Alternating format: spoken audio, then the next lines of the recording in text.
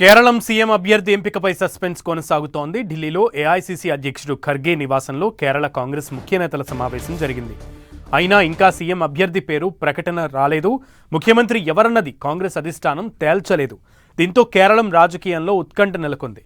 CM race ఉన్న అభ్యర్థులకు ఢిల్లీ పిలుపు అందడంతో నిన్ననే రమేష్ చెన్నితల, వీడి సతీశన్ హస్తినకు చేరుకున్నారు. సీఎం రేసులో కేసీ వేణుగోపాల్ పేరే ఇందులో ప్రముఖంగా వినిపిస్తోంది. దీంతో హైకమాండ్ వీరిని బుజ్జగిస్తున్నట్లుగా తెలుస్తోంది. అయితే సీఎం అభ్యర్థిగా కేసీ వేణుగోపాల్ వైపే హైకమాండ్ మొగ్గు చూపుతోంది. సీఎం అభ్యర్థిపై కసరత్తు పూర్తి చేసినట్లు తెలుస్తోంది. రేపు ఎమ్మెల్యేల సమావేశం ఏర్పాటు చేసి సీఎం క్యాండిడేట్ను ప్రకటించే ఛాన్స్ కనిపిస్తోంది. అంతకుముందు కేరళంలో ముఖ్యమంత్రిగా ఎవరిని ఎంపిక చేయాలనే అంశంపై ఆ రాష్ట్ర ఎమ్మెల్యేలు, ఎంపీలు, మాజీ ఎంపీలు మిత్రపక్షాలతో సమావేశమై చర్చలు జరిపారు. ఏఐసీసీ పరిశీలకులు అజయ్ మాకెన్, ముకుల్ వాస్నిక్ ఇప్పటికే ఈ నివేదికను కాంగ్రెస్ అధ్యక్షుడు మల్లికార్జున ఖర్గేకు సమర్పించారు.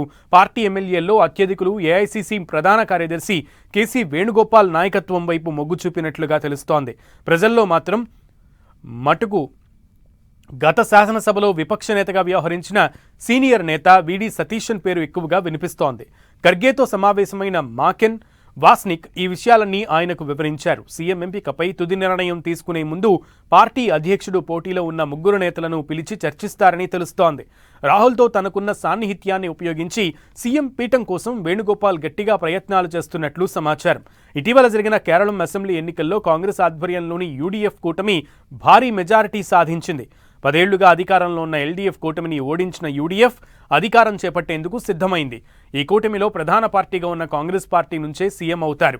సీఎం పదవి కోసం అనేక మంది పేర్లను పరిశీలించిన అధిష్టానం చివరకు కేసీ వేణుగోపాల్, రమేష్ చెన్నితల, వీడి సతీశన్ పేర్లను ఫైనల్ చేసినట్లు తెలుస్తోంది. ఇందులో మెజారిటీ ఎమ్మెల్యేలు కేసీ వేణుగోపాల్కు మద్దతు తెలిపినట్లుగా సమాచారం.